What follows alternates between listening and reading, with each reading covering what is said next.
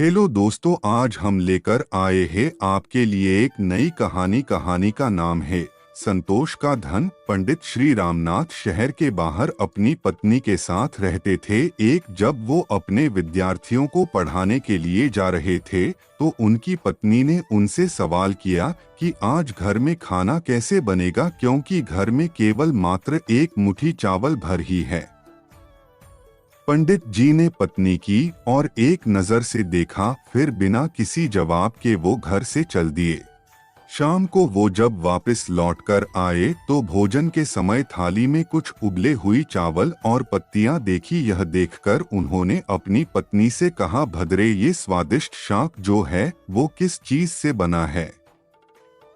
मैंने जब सुबह आपके जाते समय आपसे भोजन के विषय में पूछा था तो आपकी दृष्टि इमली के पेड़ की तरफ गई थी। मैंने उसी के पत्तों से यह शाक बनाया है।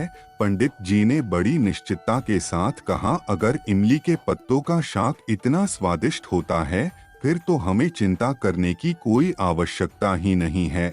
अब तो हमें भोजन की कोई चिंता ही नहीं रही। जब नगर के राजा को पंडित जी की गरीबी का पता चला तो राजा ने पंडित को नगर में आकर रहने का प्रस्ताव दिया, किंतु पंडित ने मना कर दिया। तो राजा हैरान हो गया और स्वयं जाकर उनकी कुटिया में उनसे मिलकर इसका कारण जानने की इच्छा हुई। राजा उनकी कुटिया में गया तो राजा ने काफी देर इधर उधर की बातें की, लेकिन वो असमंजस में था कि अपनी बात किस तरह से पूछे। लेकिन फिर उसने हिम्मत कर पंडित जी से पूछ ही लिया कि आपको किसी चीज का कोई अभाव तो नहीं है न?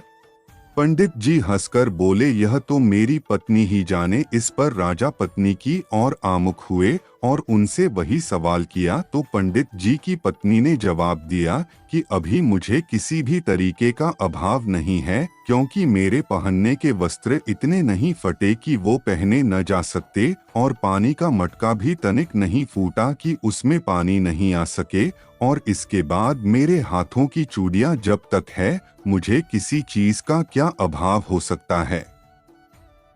और फिर सीमित साधनों में भी संतोष की अनुभूति हो तो जीवन आनंदमय हो जाता है।